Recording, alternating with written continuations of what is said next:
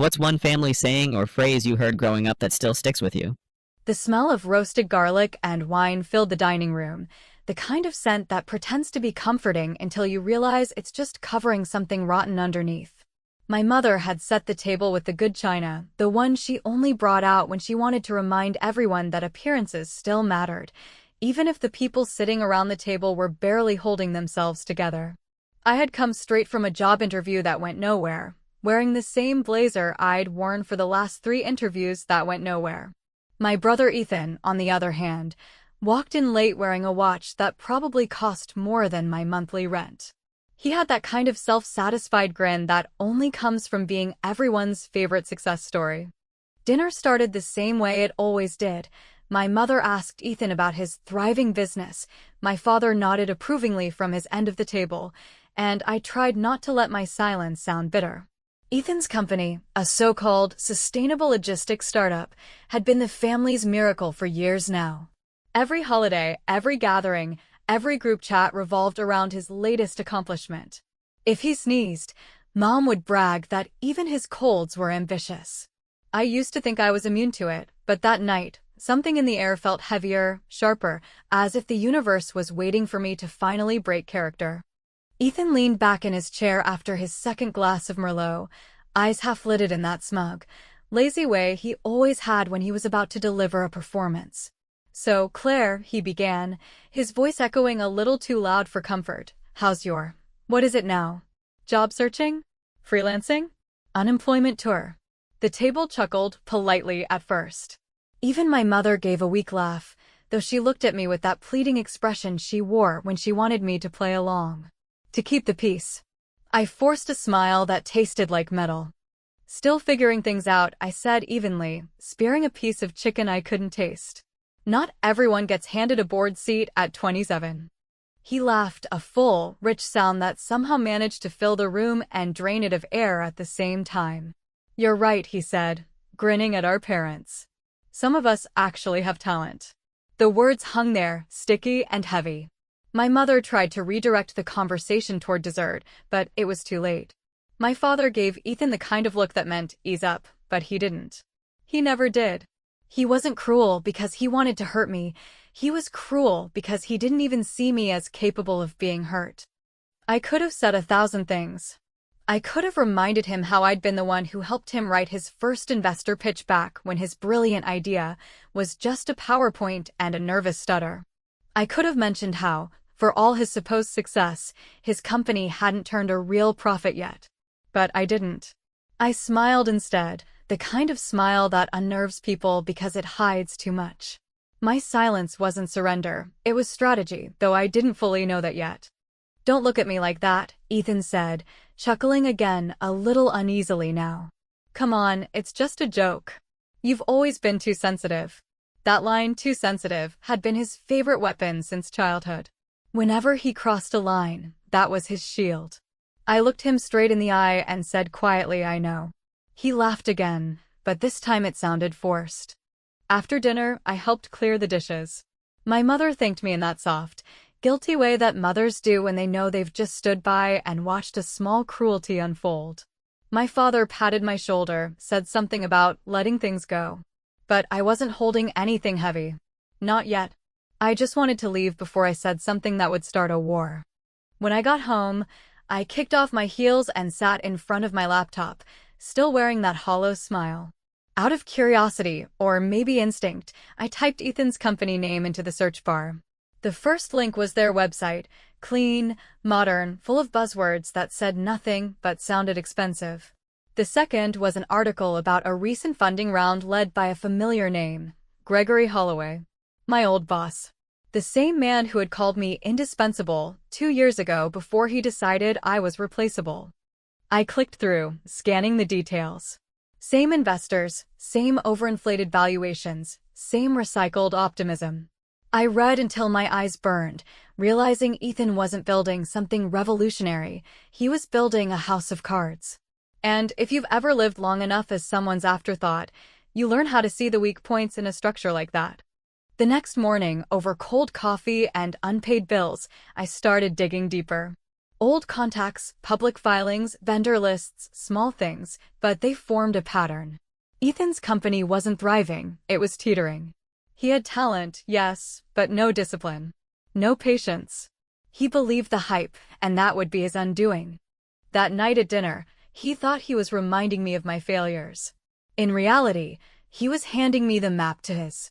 And I remember thinking, as I closed my laptop and stared at the dark window reflection, that maybe failure wasn't something to run from after all. Maybe it was something you learned to weaponize, slowly, quietly, perfectly. And that was the first night I stopped caring about being underestimated. Because once someone calls you a failure long enough, you realize the most dangerous thing you can do is agree, and then prove them right in all the ways they never saw coming. The morning after that dinner, I woke up with the kind of stubborn clarity that arrives when pride stops trying to dress itself as optimism, and while the kettle hissed and the apartment flickered from gray to daylight, I opened my laptop not as a sister licking wounds, but as a woman who has finally located the seam in a locked door and now intends to pry at it with both hands, because once I started tracing the glossy edges of Ethan's company through public records, supplier lists, and the almost theatrical press releases that sounded like they had been written by a very enthusiastic magician promising to cut a woman in half without ever letting the audience get close to the box, I saw what I needed to see, which was that the shine had been purchased on credit, the faith had been underwritten by people who loved headlines more than results, and the logistics miracle was still a spreadsheet fantasy trying to impersonate a factory floor. I told myself I was only gathering context, yet the way my fingers moved across the trackpad betrayed something more urgent and a little colder.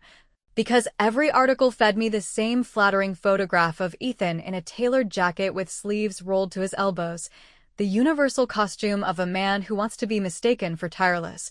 And every interview contained the same vague promises about scalable sustainability and proprietary routing intelligence, which are fine phrases to toss around in a podcast studio but turn to steam when you try to attach them to delivery windows, driver schedules, and warehouses that must be locked at night. So I went looking for the dull paperwork that never lies, and there it was. Tucked into vendor forums and state portals, notices of late payments phrased politely, liens threatened but not filed, small suppliers grumbling in the language of cash flow. The sort of chorus that doesn't trend on social media, but eventually calls the tune when the music stops. Because I am, despite Ethan's favorite narrative, good at the work of reading what is not written, I followed the names on those notices to sales managers and operations leads who change jobs every few years and never delete old numbers from their phones. And after a few messages that referenced mutual contacts and a few coffees that smelled like scorched beans but tasted like opportunity, I learned what mattered most, which was that a regional contract for cold chain distribution was about to open for bids, a contract large enough to stabilize a shaky balance sheet or, if fumbled in public, to expose it to the weather. Ethan had been telling investors it was a sure thing, yet the procurement director at the client, a woman named Melissa with a memory like a ledger and a laugh that said she enjoyed watching men pretend not to be nervous, told me in careful phrases that she liked innovation but loved reliability, and that any bidder who ignored the unglamorous work of quality controls, refrigerated trailer maintenance, and night shift audits would not be rescued by slogans. There are moments when revenge announces itself loudly with fireworks, and there are moments when it simply sets a chair beside you and asks whether you would like to try acting like the person you claim to be. And I realized that if I wanted to stop being the family's designated apology, I would have to join the game without flinching, so I called Greg, the investor who used to be my boss, and I told him I was consulting for a rival firm that actually knew how to move perishable goods across state lines without drama, and that I had noticed he seemed unusually patient with a founder who burned investor cash like scented candles, and the silence that followed was not hostile but interested, because men like Greg only respect two things: information and timing, and I had both. He invited me to lunch under the kind of casual pretenses that always accompany serious conversations, and while he stabbed at a salad as if it had wronged him, he confessed that Ethan was talented but dismissive, visionary but allergic to details. Charming with the press and irritable with the boring experts who keep trucks from idling out of spec, and I listened without gloating, then outlined the gaps in Ethan's compliance documentation, the turnover in his dispatch team, and the way his routing algorithm produced beautiful heat maps while ignoring construction alerts because no one had bothered to pay for the data feed. When I finished, Greg's expression had the exhausted gratitude of a man who has finally located the leak that ruined his Sunday and just wants the plumber to hand him an invoice and a towel. The next step required a steady hand, so I made sure my rival client, a quiet company owned by dull people who prefer checks to applause, understood exactly what Melissa valued. And I helped them assemble a bid that promised fewer miracles and more service-level agreements, with audited maintenance logs, temperature excursion reporting, and a pilot route staffed by drivers who had been kept and trained rather than churned and replaced. Even as I built that case, I kept my name off anything public, and when Ethan's operations director, a harried man who looked like he slept in fluorescent light, sent a panicked message to a shared vendor channel asking whether anyone had a spare reefer unit that could pass inspection by the end of the week, I did not answer because I had learned the quiet discipline of letting natural consequences do some of the heavy lifting. At night, when the apartment simmered with the heat that old buildings hoard, I practiced the story I would tell if anyone asked why I was suddenly interested in the industry that Ethan pretended to rule, and each time the story got shorter and cleaner, until the only truth left was the one that mattered, which was that I was tired of being polite while other people rehearsed their greatness on my patience, and if that made me calculating then so be it, because calculation is only cruelty when it is careless, and I was not careless. I was meticulous, and I could already feel the ground beginning to tilt. On a humid Thursday afternoon, Melissa called to say that final presentations would be the following week and that the committee wanted to see not just numbers, but proof of discipline, which meant safety audits, escalation protocols, and a plan for what happens when a driver calls at 3 in the morning because a compressor is screaming and the yogurt is about to become a lawsuit. I thanked her, hung up, and looked at the city through a pane of glass that needed cleaning, then opened a blank document and began to outline a readiness drill that my client could execute over the weekend, knowing Ethan would scoff at the busy work and put another slide of smiling families into his deck, because nothing flatters a man like the assumption that everything will go his way. That night, after sending the drill plan and printing 2 copies for notes, I found myself hovering over Ethan's name in my phone, tempted to warn him the way you warn a stranger who is about to step into traffic, then close the screen without calling. Because sometimes the only kindness left is to let a man meet the thing he built, and when I set my phone face down, the apartment felt suddenly very quiet, the kind of quiet that arrives right before metal bends, right before the first crack climbs the glass, right before someone notices that the applause has stopped and the room is listening for something else entirely. By the time autumn folded itself into the city, the air had turned dry and metallic, the kind that sharpens your focus and strips away whatever softness is left in your intentions.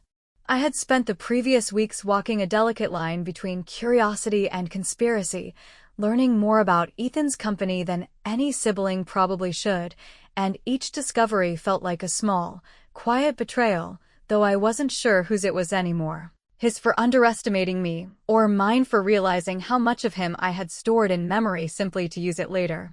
Every spreadsheet, every name in a filing, every timestamp on an internal memo pulled me further into a web I could no longer claim to be merely observing. Greg, my old boss and now reluctant confidant, became both an accomplice and a mirror. He was a man who lived by results, not sentiment, which made him the ideal partner for the kind of revenge that requires precision instead of rage. When I met him again, it wasn't in a sleek office, but at a cafe near the financial district, the kind of place where power dressed down to appear approachable. He looked older than I remembered, though it might have been the way he watched me, cautious, intrigued, perhaps even a little proud that I'd finally stopped being polite. He asked what I wanted, and I told him the truth, or at least a version of it. I said I wanted to consult, to help him stabilize a portfolio that was hemorrhaging confidence. He didn't need to know that what I truly wanted was to guide one particular company toward its own unraveling. When he mentioned that Ethan's arrogance was becoming unmanageable, that his board meetings had devolved into monologues about vision rather than quarterly goals, I listened with a steady face, though beneath it I felt the faint, guilty pleasure of a wound being pressed just hard enough to prove it was still there. Greg said he needed someone who could work behind the curtain, someone with enough technical literacy to understand logistics, but no visible connection to the players involved. It was almost too easy. Within a week, I had been on board through an external consulting firm under a neutral alias, my access disguised as a third-party audit. Ethan had no idea I was even in the system. The irony was almost cinematic. I'd spent years being told that I was too emotional for corporate life, that my instincts clouded logic. Yet now, those same instincts were leading me through his world like a bloodhound. Inside the company's servers, I saw things he probably didn't understand himself: vendor contracts disguised as favors, payment delays spun into PR sustainability initiatives, and cost-cutting measures that looked more like slow-bleeding sabotage. He had become a caricature of every founder who confuses charisma for competence, and the worst part was that the people around him were too afraid to say it aloud. They nodded at his every idea as if praying for proximity to brilliance would make up for the chaos. I watched his leadership collapse in real time, not through drama or explosion, but through small acts of exhaustion. Department heads stopped replying to late-night messages. Project managers began padding their timelines just to survive his mood swings. One afternoon, during a conference call, I heard him humiliate a junior analyst for presenting data he didn't like. The silence afterward was heavier than anger. It was resignation, the kind that tells you the building is already on fire even if the alarms haven't sounded yet. Natalie, his wife, appeared in the margins of this unraveling like a ghost tethered to someone else's success. She had been the perfect corporate spouse for years, polished, patient, endlessly photographed at charity events she couldn't pronounce, but her name started surfacing in places it didn't belong: property records, travel bookings, accounts registered under LLCs that didn't exist 6 months earlier.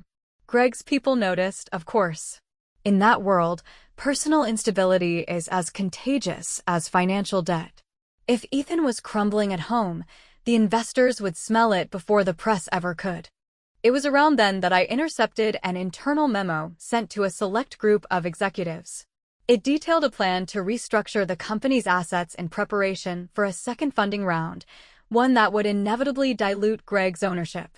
Ethan was betting on a new influx of cash to hide the holes in his operation, but it was a bluff, one that would collapse the moment due diligence met the right numbers.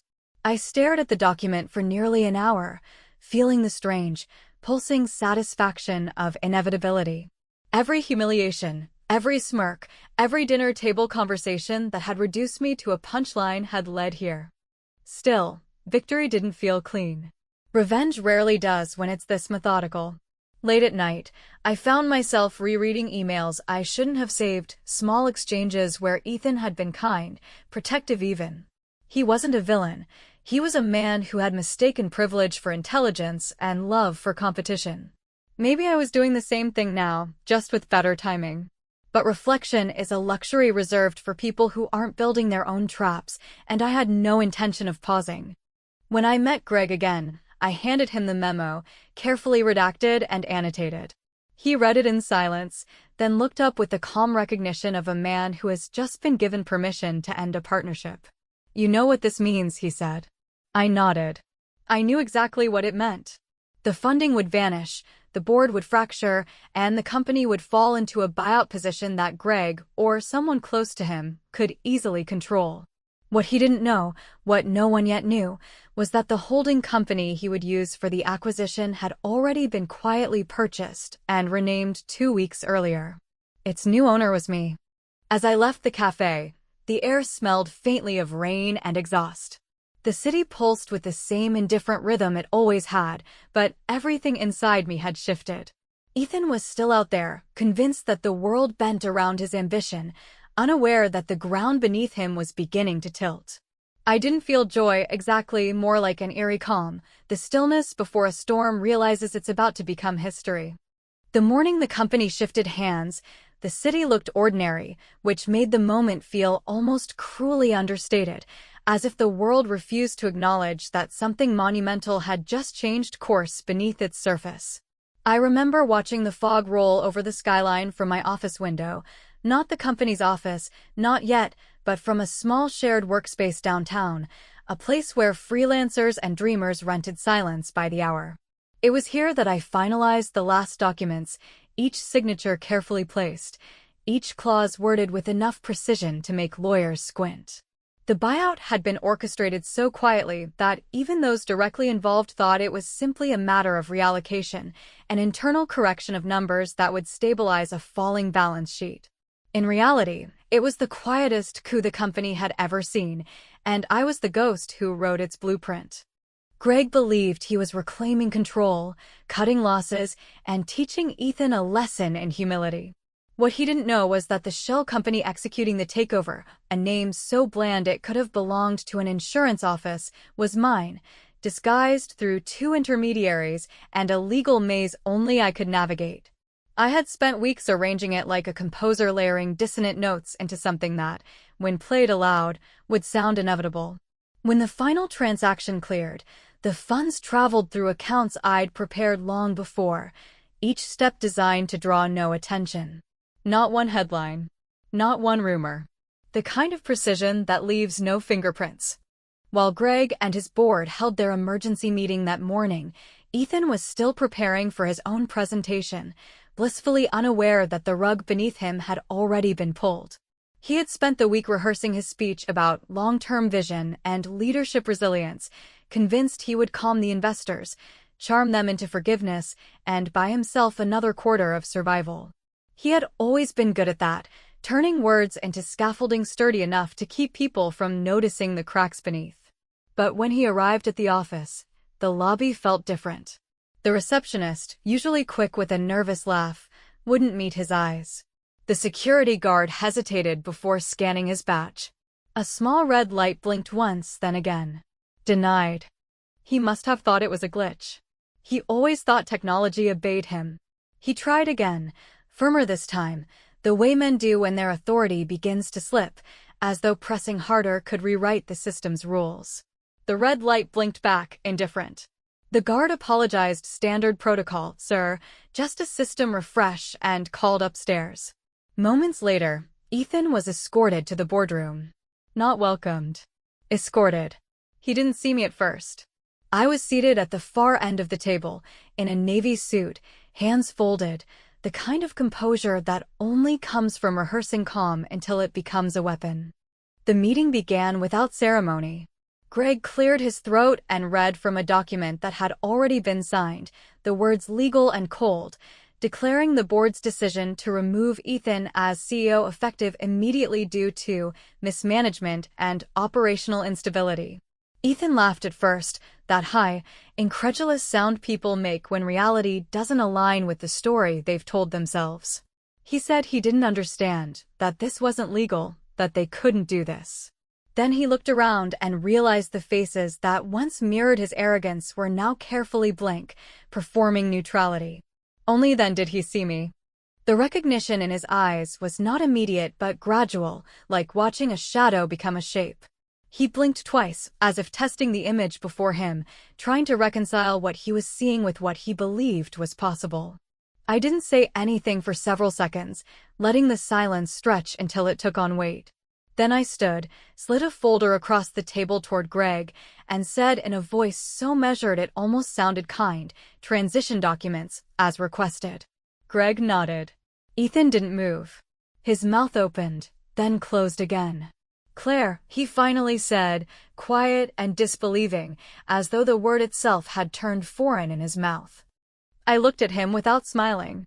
"You said once that not everyone's built for success," I said. "You were right." The words landed with a dull finality, and for the first time since I'd known him, Ethan had no comeback.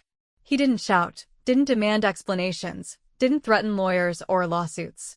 He just sat there, the silence around him folding inwards like a tide retreating from shore. Greg continued with the procedural details, his voice a low hum in the background, the new leadership structure, the timeline, the press strategy, but I barely heard him. I was watching Ethan realize that the story he'd built his life around had been rewritten without him in it.